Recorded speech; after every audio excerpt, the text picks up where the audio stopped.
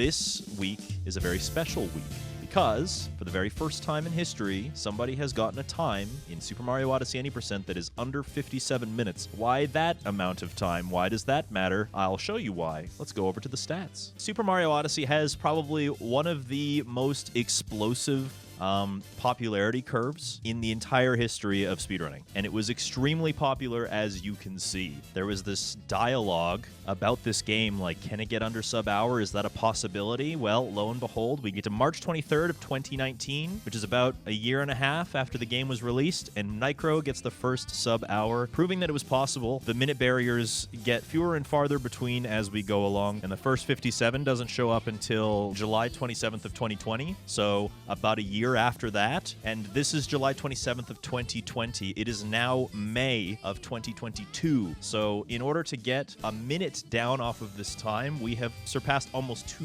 years, and that's insane. Speaking of which, if you are watching from YouTube, if you want to be involved in what runs we review and stuff like that, there's a poll on every Saturday where you can basically give a voice as to what kind of speedrun you want to watch, and we'll watch them live on Sundays at twitch.tv/dangers. So with that, let's start. First thing that he does, and he's included in the video, which is really nice because it lets me explain it, is he goes into the Switch menu and he sets his time to 1:53 a.m. on a specific day in March. And the reason that he does that is something that I'll explain a little bit later when we get into the run. It'll be happening in Sand Kingdom. So just keep that in mind for right now. What are the Twitch chat messages you had to read the most? How many hours do you have in this game? How many hours do you have in this game? Well, Tyrone, how many hours do you have in this game? So, movement.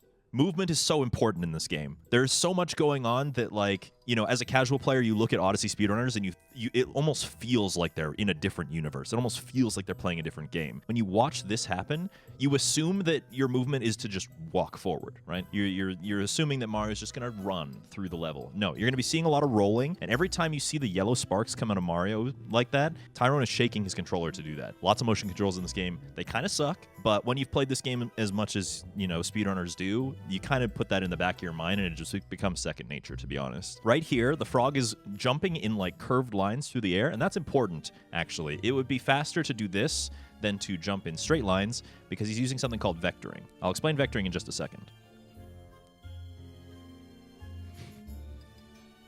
First of all, that's just really cool. Talking about movement choices and the way that you can move in this game, that's just like a perfect example. Like, just beautiful of like what you can do to combine Mario and Cappy together to do things that you're not supposed to. Left side is a perfect example of that. Vectoring is when you travel in curved lines through the air. Basically, the way that I explain it in my head anyway is that games have a really hard time calculating your momentum and your speed if you travel in more than one axis at once. So by, you know, moving in X and Y at the same time, by curving through the air, the game is giving you momentum because it's calculating it kind of wrong. So a little briefer on this game. It's a very linear game. There's not much that you can do to, like, sequence break. Think like Zelda Ocarina of Time. You can't just skip to the credits in any way. You can't skip worlds. You have to do them all. The goal of an Any Percent speedrun in Odyssey is to collect all the moons that are required in a kingdom, which are represented by hollow circles. Are behind my head. You can't see them. Hollow circles in the top left corner, and then getting out and going to the next place. So right here, very cool trick.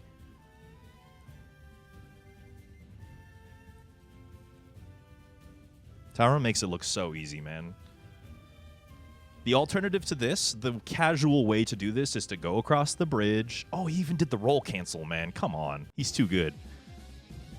The alternative to this is to, like, roll across the bridge, and Cappy talks about the Odyssey, and you're like, wow, that's an Odyssey. And then you go around the back of the kingdom, and you have to, like, break open a section for the 2D area, and then you go through the 2D area, and then you're up there. But instead, you can just kind of be a goat and climb the rock wall. Yeah, that fight is all about just positioning yourself at, like, the very edge. Like, obviously, the Chain Chomp's chain has, like, a maximum pull distance. So we're positioning ourselves at around the barrier of that maximum pull distance. Doing a backflip and landing on top of the Chain Chomp stuns them. And then Cappy's hat returning to you is what knocks the hat off, and then you can throw your hat again to capture the Chain Chomp. Now, the hollowed out circles that I was just talking about, we need one more moon to progress.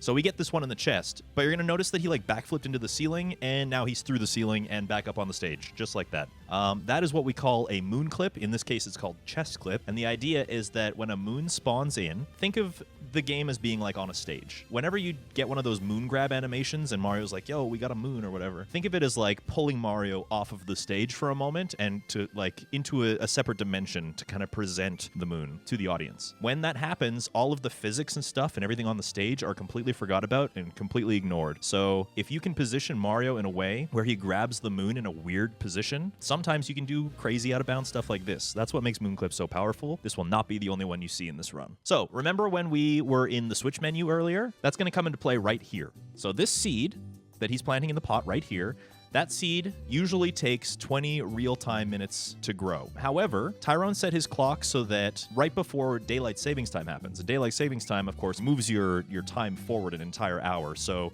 going into that little sub area and then coming back out, the moon is presented right here. Didn't have to wait 20 minutes. That's what makes that seed so fast, is using that trick to basically come out of the menu, set the time before the run starts, so you're not wasting time changing the time, coming back in and letting daylight savings time do the work. I am impressed that you recovered that, Tyrone. Holy shit. This is why this guy is so good at this game. Like, if I started rolling off to the left like that, it would have been over. The bird would have been in Argentina before I figured out what to do. All right, so anybody who is a casual Super Mario Odyssey enjoyer will be unfamiliar with what's about to happen in Odyssey, in this kingdom. The Sand Kingdom has been reworked as of, like, this point right here. The whole ruin section has been completely redone, and this is part of the reason why Tyrone has been able to achieve this 56 faster. So this is what's called a dram. He left Cappy up and got this moon, shook Cappy so that they homed in on the bullet bill so that he could zip right back up to the top. And he's going to bust open this crate and capture the bullet bill and fly away. This is different than what we used to do, and you're going to see why in just a little bit. Oh, that roll cancel was nice. Oh, man. Oh, my goodness, dude. Notice how Tyrone is, like, turning his camera in specific ways. He's, like, purposefully doing a top-down right now. That's on purpose. This is a camera manipulation because when things are on camera, they move or they exist in general. And Tyrone was trying to do this with these platforms here. You see how that platform was, like, perfectly placed? For him to do that. That is what makes this entire new route work, essentially. He arrived at that platform at just the right time to be able to, like, use it to push him inside the wall. This whole reroute saves about 4 seconds, and it allows you to kind of clip into the ruins and grab a couple of those moons out of bounds and make Sand Kingdom a little bit faster. But because the platform needs to be in just the right place, that's where all that camera manipulation stuff was coming from. He was doing all of that for the express purpose of keeping the platform where he needed it to be. Otherwise, he would have either had to, like, wait for it to move away, or it already would have been sitting there or something like that. So the camera manipulation was very important. This is a 944 Sand Kingdom? God damn, dude. He's only 3 seconds off Summer Best, by the way. My best sand exit, for comparison, because I did speedrun this game quite a lot, my best sand exit is 958. So already out of Sand Kingdom, he's beating me by 14 seconds. So coming up here is a little bit of something that might be confusing. I'm just gonna let it play, and we can talk about it after.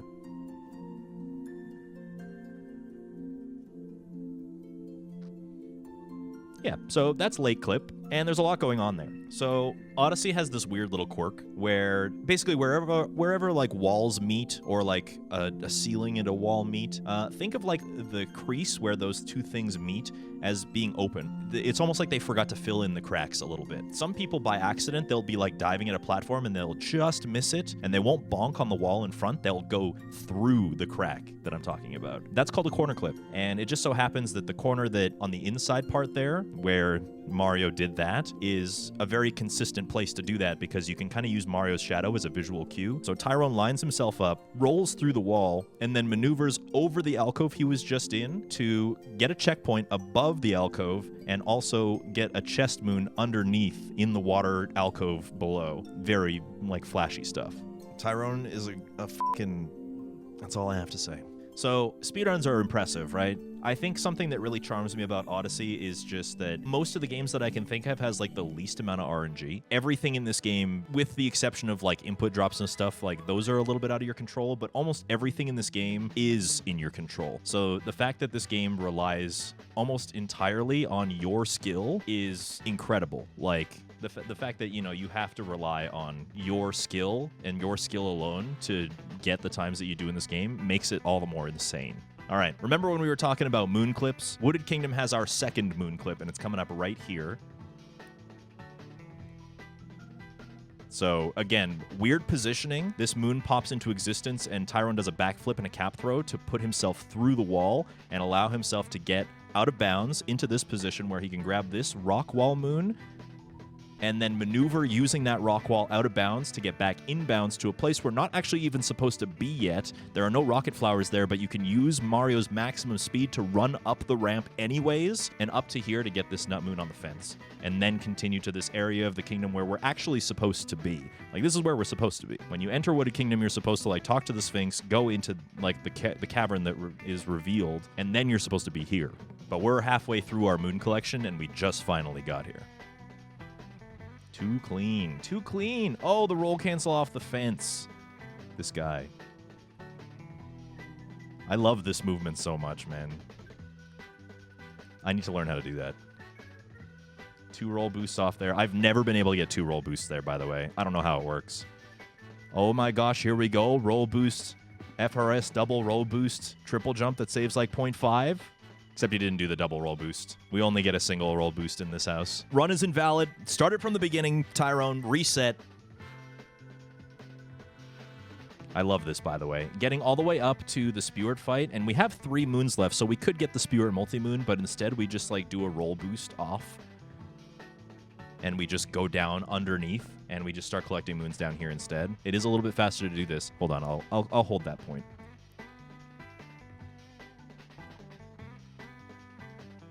So when are you going to start doing that clip? I bet that's one of the things that really annoys you, isn't it, Tyrone, when people ask if you're going to do the clip? You're welcome. The story in this game, you're noticing already, is very largely ignored, and that's for a reason. You know, if you ever do any of the story elements in this game, if you ever beat a boss, there's this huge multi-moon collection animation that you have to sit through. You got to sit there, and Mario and Cappy have to celebrate, and then you usually get warped back to the Odyssey. For those reasons, in the 80% speedrun, we're trying to avoid as much story content as possible. In Wooded Kingdom, we get a single story moon. It used to be that we would get some along the way, but the movement in this game has gotten so good that it's better for us to replace those cutscenes with good movement, and it works. I love that so much. I also need to learn how to do that. So this is Cloud Kingdom. Cloud Kingdom is a boss fight against Bowser, and you're noticing right away that the fight doesn't look anything like your casual experience likely does. Tyrone is getting right in Bowser's face in order to grab those hats as fast as possible. What just happened there? Hidden in the arena in that particular ground pound spot is a little 8-bit Luigi. That 8-bit Luigi gives you 200 coins. Coins are important because sometimes the fastest moon to get in a kingdom is the one from the shop. Those require 100 coins. By getting that during this fight, since this fight is scripted and there's not really a way to make it any faster or slower, as long as you do the optimal strats, of course, then you're going to be in a situation where if you can get that in time, if you can get that little hint art in time, then it's free coins. Like, you're not wasting time to go out of the way. Now, Lost Kingdom is a doozy. This is probably like my favorite kingdom in the whole speedrun. It's very risky and it's very short. You're only here for about 2 minutes. But just everything that happens in this kingdom is just fantastic. First of all, going off to the side, jumping off of that tree is on purpose. We're not going across the bridge because if we do, we activate Klepto. Klepto's a bird that lives in this kingdom and takes Cappy away, and then you have to go and get Cappy back. So going up the kingdom around this way prevents that from happening. So we get to keep Cappy and we get to kind of continue around the kingdom unabated by that. And there's a particular zone where Klepto gets triggered, but by jumping up like this, we kind of avoid that zone entirely. Now Klepto's kind of a dumb bird. Klepto thinks that Cappy has been stolen now, so we can enter the areas of the kingdom where we would have had our hat stolen and be safe.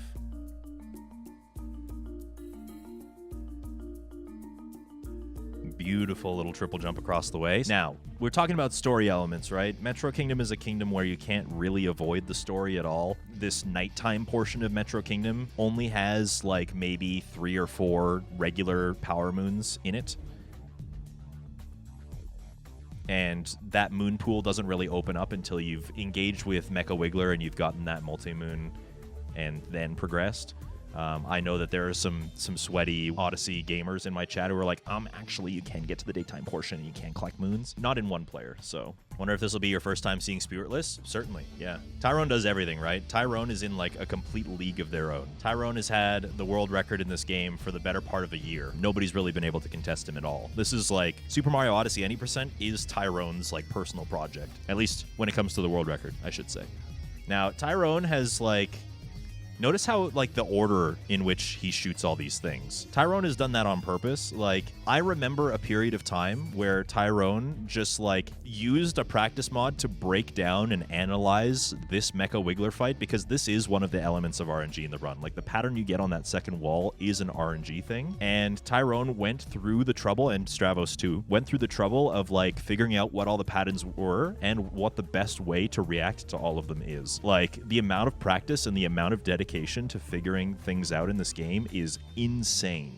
I don't think you really realize watching at home how much time and effort and energy has gone into breaking this game down to its, like, basically its bare bones, its binary numbers. Here's another little capture warp. I love that a lot. Now, Mario's going to do a little bit of a weird thing here. This is a very unique trick in this game. There is no real other comparison.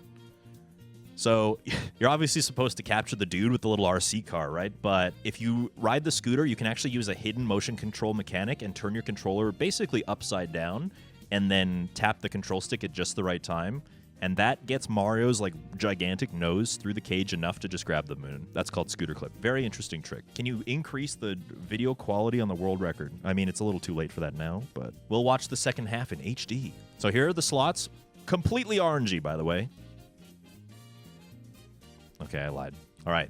I love this sub area. Are you ready for this? This is just beautiful to look at. I'm not even going to say anything.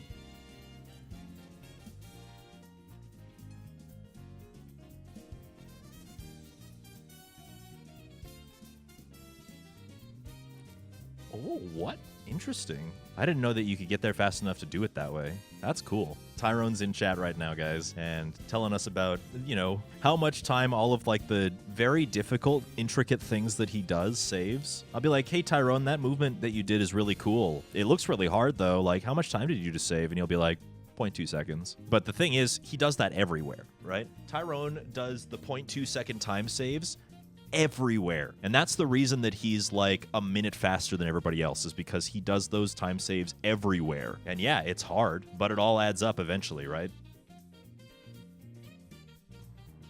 Oh, I liked that. That was very cool. All right, check this out. This is not the way that you're supposed to do this sub area, by the way. Just barely getting the height to grab that first bar on the side, so that you can get the one up top first and then grab the timer challenge one afterwards. Hey, Tyrone, how much time does that save? 0.5. Oh, it's actually more than I thought.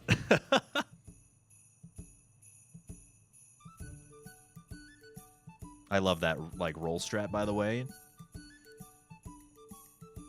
Manipulating momentum in this game is one of the defining characteristics of, like, what makes you fast. If you know how you can carry your maximum momentum and your maximum speed into situations just all over the place, then that's one of the deal breakers. Like that, you know, there's a saying in Mario speedrunning where tricks save seconds, but movement saves minutes. If you move better in the game than someone who does all the tricks, then you're going to generally just be faster overall, because, you know, more of the game is composed of movement than it is of the tricks. All right. Moon clip number 3 coming up right here. Reveal the moon from the ground. Face the wall, backflip with good timing, and then ground pound on a little patch of land outside of the zone, just so that you don't have to go into the hallway. Technically. Oh! I'm a fucking god. I'm gonna be honest. Holy, that's it. Yes, you are, Tyrone. Yes, you are. I thought that was going to mess up. Dude had the instinct to hold the cap throw button instead of, like, letting it go. That's what I would have done. Holding the cap throw button when Cappy missed and then shaking to get the spiky into the poison, I guess. Otherwise, that would have lost probably, like, 2 or 3 seconds. All right, here we go. This is, like, one of the classic tricks in Super Mario Odyssey, 80%. People were theorizing whether this was possible for such a long time, and now speedrunners have gotten to the point where it's like, yeah, this is actually like one of the easiest tricks in the game. There's really nothing fundamentally glitchy about that. It's just that speedrunners have such a good control over what Mario and Cappy can do together that they can just clear that gap and get moons that you're not supposed to be able to get yet. There was a time when speedrunning this game, you would get to Seaside and you'd be like, finally. We made it to Seaside. We get to take a break. I still hold that mentality, and it's probably the reason that all of my runs die. I should not be thinking of Seaside Kingdom like that, because there is no break in this game. I think the only break that you can really point to in this game is Ruined Kingdom. It's hard to lose a lot of time in Ruined, unless you're Ekwan. Shoutouts to Ekwan. All right, so the above water stuff is pretty impressive just on its own. Like, there's lots of really cool movement, but this is where things get really interesting. So a recently discovered trick is this one coming up right here. So there's a chest underneath here. And by bonking the way that he does against the back wall and against the floor, the chest, when it opens up, just pushes him out of bounds. And now, instead of like kind of meandering through Seaside Kingdom and going through the little alcove and stuff like that, we're out of bounds and we can beeline it for these moons. Gonna come back inbounds, but don't worry, it's not gonna last very long. Oh, you do that so fast now. Holy man. So we're back out of bounds again. Just like that. That's what we call fish clip. It's a little bit weird. Essentially, there's an invisible barrier, not a wall, but a barrier that exists around the kingdom, and you can swim into it, but it will like slowly and gradually push you back. If you push into it and then uncapture the fish will actually stay put, and then recapturing it after you've brought Mario back in bounds lets you kind of get that momentum forward again, enough to push past that invisible barrier and out of bounds. So Seaside is a lot of tricky, precise platforming on the land portion and going out of bounds and breaking the game in the ocean. And it's great. Luncheon Kingdom. Okay, this kingdom, yeah. Of all the kingdoms in this game, I don't know if Tyrone agrees. This one is probably the most, like, busted one, and in my opinion, the hardest, especially the way Tyrone does it. So remember back in Wooded Kingdom, we were talking about story elements and stuff like that? Luncheon Kingdom does a pretty good job of, like, forcing you to do the story. In order to progress into the main town area of the kingdom, you have to step on that boss platform out in the distance there and fight Spewart. And this kingdom is very procedural, so like if you do a story moon, then the rest of the kingdom opens up. But Tyrone is going to purposefully avoid this platform, go around it, and past it.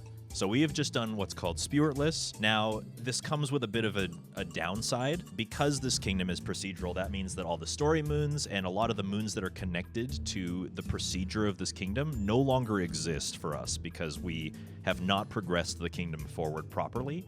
So we're going to be in a situation where this kingdom is kind of broken and kind of looks like it's missing a lot of stuff. So we're basically scrapping together the odds and ends and all the moons that we can basically find within our vicinity, including stuff like this. Like, it might not seem like going in here and doing slots is very fast, but by skipping all of the story elements, it does add up to being quite a bit faster. Something in the ballpark of like 10 seconds, I think, to do Spewartless over the regular route that we used to do. So it does make a huge difference. So one of those procedural things that I was talking about, this area actually doesn't have any of the potaboos that are supposed to be here. So Tyrone has to do movement like this to get across. So again, there are potaboos in this area normally, but because they don't exist, we're going to do this instead.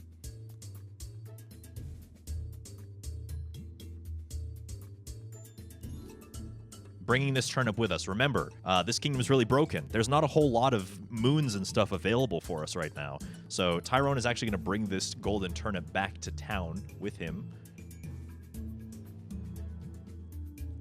Grab this other turnip too while he's at it. Why not? Plant them both. And we're talking about slow moons again, right? After he gets these 2 from the soup pot, he's actually going to go into the shop. Yeah, and you're probably thinking, like, shop moon? Luncheon has so many moons. He's getting the shop moon? Yes. Yes, he is. All right. Now, again, because the procedure of this kingdom is all busted, there are no platforms out in this lava area, so what is he going to do? This.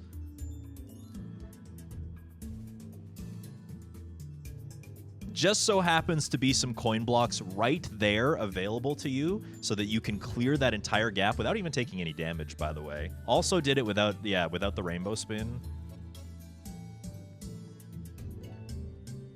Nuts. Somebody arrest this man. All right, so we just need one more moon.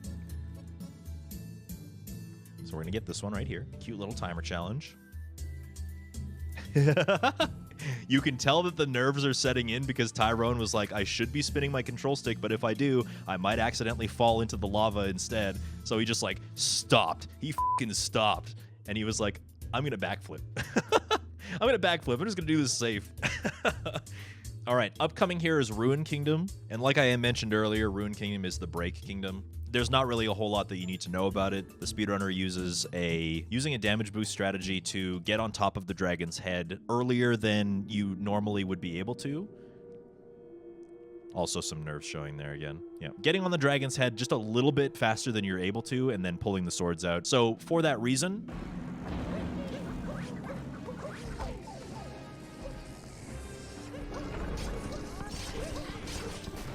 all right, so to clutch out the 56, Tyrone cannot lose 10 seconds off of his sum of best. Do you do that to reduce lag? Is there lag there? Why did you turn your camera down? Anyway, the movement here is nuts.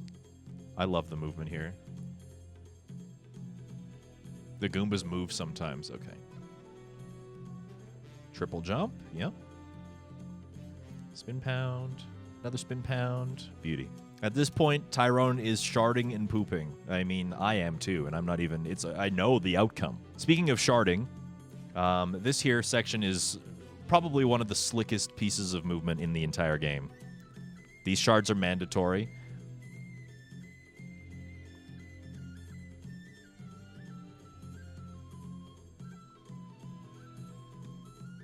He makes it look so easy, man. That is so insane. It wasn't even like a clean line. That's the thing. Like, my trained eye knows that Tyrone didn't have like the perfect lines going into setting that birdless strat up, and yet he still was able to do it anyway. Like, if I don't do that, in my opinion, perfectly, then it doesn't work.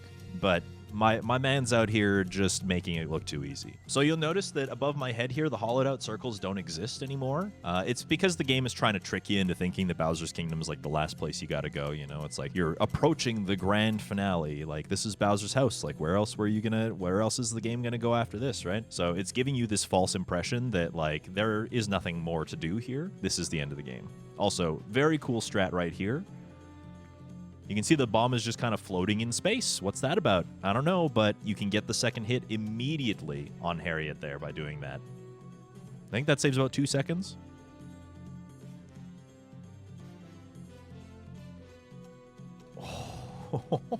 Watching that now, like, I can tell that he milks absolutely every single frame that he can possibly get. He doesn't let Harriet even breathe. Tyrone has 3 moods: save 0.5, save 2, save 7. Save 0.2 is also one of them. And 3 frames, yeah. Does it matter which bunny you do first? Well, yes. Yes, it does. If you do Topper first, you're wrong. That's it. All right. So, because of that, the thing that I was explaining earlier where the hollowed out circles are missing, we as speedrunners know how many moons we need to get. Ooh, I love this movement. I need to learn how to do this. We as speedrunners know how many moons we're supposed to get. The answer is 8. And you get 6 story moons. So that moon that was like hidden behind the crates that he just got, that's one of the 2 moons that he needed to complete the kingdom without having to do any backtracking after we beat the boss that's upcoming here. And this boss, I mean, there's not a whole lot that needs to be said about it. The idea is that you're supposed to use a Pokio, which is the birds, to like knock bombs into the boss and knock it over. But instead what Tyrone is going to do is he's going to jump up on the leg like this, use that precise platforming to get up to the first bubble and do that ground pound. A ground pound is all you need, by the way, to destroy each of these bubbles.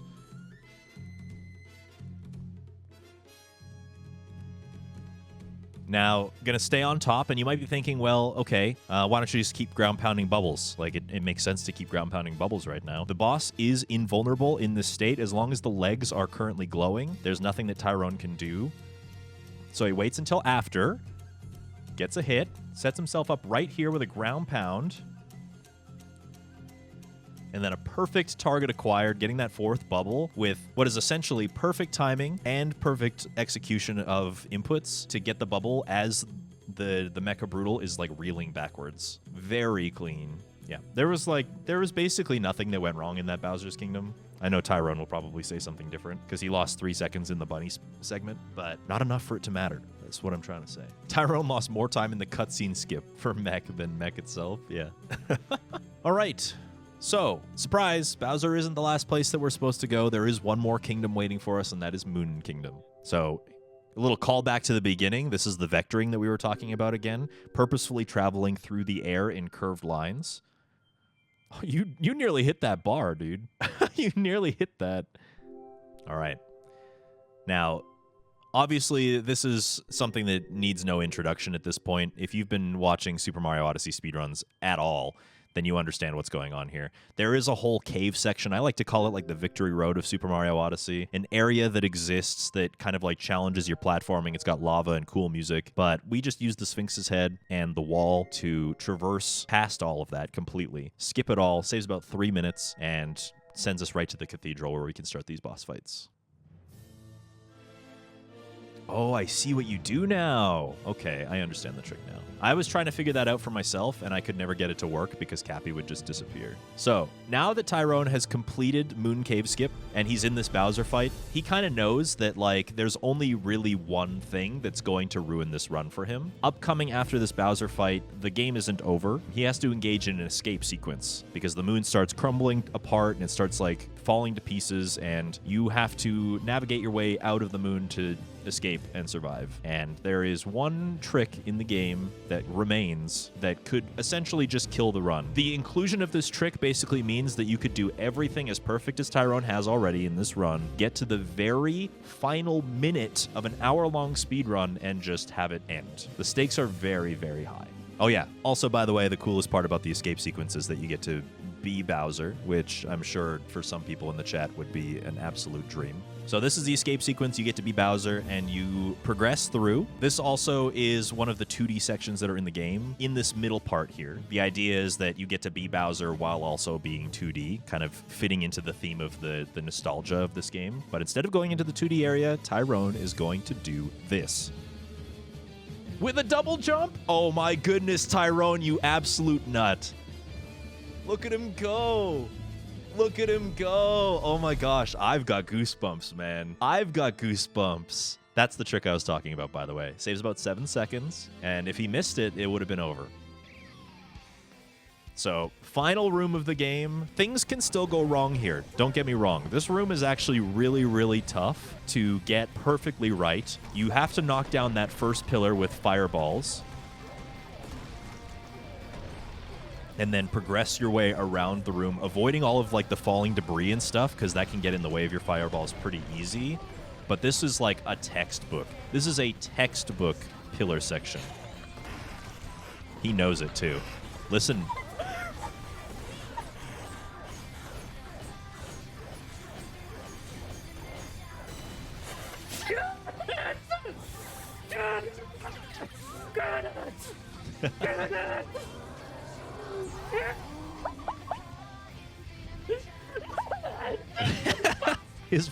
His microphone compression is doing a hell of a lot of heavy lifting. Oh my god! Holy shit. I'm emotional right now, dude. Wow. So, I hope you guys can understand why we didn't hold a poll this week. You cried a bit? Dude, fucking let it out. Bawl your eyes out. I'm crying for you right now. Super Mario Odyssey any percent in 56 minutes and 55 seconds. So this is the last minute barrier that we're going to see in Super Mario Odyssey for a very long time, and Tyrone worked his ass off to get it. He deserves this. If you're watching on the YouTube channel, with the exception of this week, again, like I said, we didn't hold a poll because this run is a very special one, but usually on Saturdays we hold a poll, so you guys get to choose what Mario speedrun we react to, and then we react to them on Sunday live at twitch.tv/dangerous, so if you want to join us live, you absolutely can. Otherwise, it'll be posted on YouTube just like the rest of them, but make sure you do subscribe if you like the content. And somewhere scrolling on this page, probably over there, is my list of Patreon supporters. Those guys are really awesome. They kind of are the reason that I am able to pay Tom to make these videos. Hi, Tom. You're awesome. You're sexy. Also, uwu. So if you really like them, consider subscribing on Patreon because it does help out a lot. It helps continue to make this content. So, and it comes with a couple other benefits too. We just opened up a Minecraft SMP, which is like a multiplayer server online. If you want to play Minecraft with the community, if you want to be involved in the community in some way, then you can get that with your Patreon sub or a sub on Twitch too. Go watch Tyrone's run on YouTube. Make sure that you're subscribing to Tyrone on YouTube. If you're here and you're not subscribed to me on YouTube, that's fine. But do go subscribe to Tyrone on YouTube, like right now.